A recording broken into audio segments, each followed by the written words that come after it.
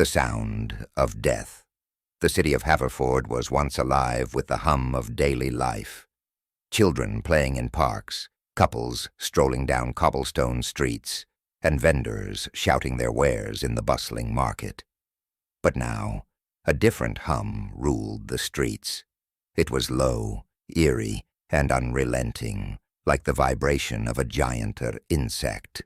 The survivors called it the sound of death. It started 6 months ago. At first it seemed like a typical zombie outbreak. People were bitten, infected, and transformed into mindless, flesh-eating monsters. But as the days turned into weeks, reports emerged of a new kind of zombie. One that didn't chase or claw, but instead emitted a haunting, hypnotic hum. Those who heard it froze, their bodies stiff as statues, unable to move or resist as the zombies closed in. The mutation doctor Eliza Kane had been studying the outbreak since day one. A virologist by trade, she'd seen her fair share of pandemics, but nothing like this.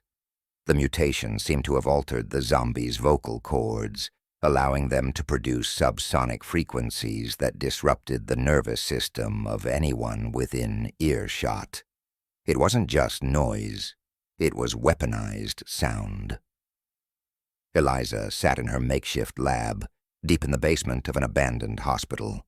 The walls were lined with scavenged equipment, and her only light came from a dim, flickering bulb. On her desk lay a severed zombie head, its mouth stitched shut. Even in death, she swore she could feel the vibrations emanating from it. "What are you?" she whispered, her voice tinged with both fear and fascination. The survivors. Outside the hospital, a small group of survivors prepared for a supply run. Jonah, a former firefighter, was their leader.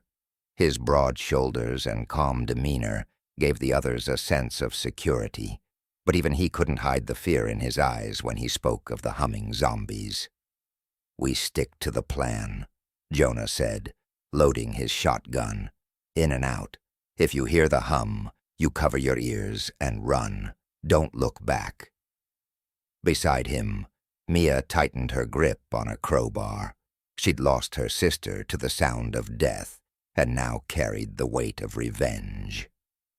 "What if we're too close?" she asked, her voice trembling. Jonah hesitated. "Then you hope someone's there to pull you out." The encounter.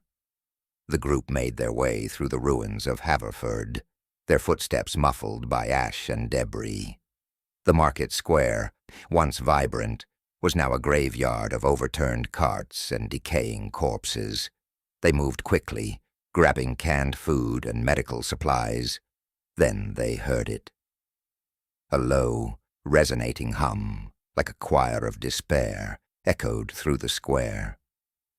Jonah's eyes widened as he saw a figure shuffling toward them, its head tilted slightly, as if listening to some invisible melody. The sound grew louder, vibrating in their chests. "Go!" Jonah shouted, but it was too late. Mia froze, her crowbar slipping from her hands. Her eyes glazed over, and her body stiffened as if she were a puppet whose strings had been cut. Jonah grabbed her arm, dragging her away as the zombie closed in. More appeared from the shadows, their humming forming a grotesque symphony. The survivors covered their ears, but the sound seemed to seep into their very bones.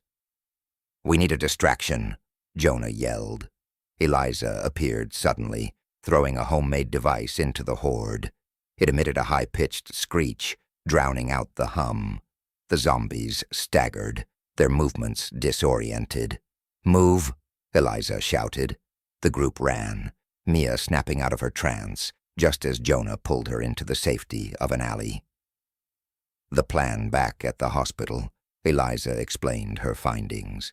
"The sound isn't just random. It's a form of communication, maybe even a way to control their prey, but I think I've found a way to counter it."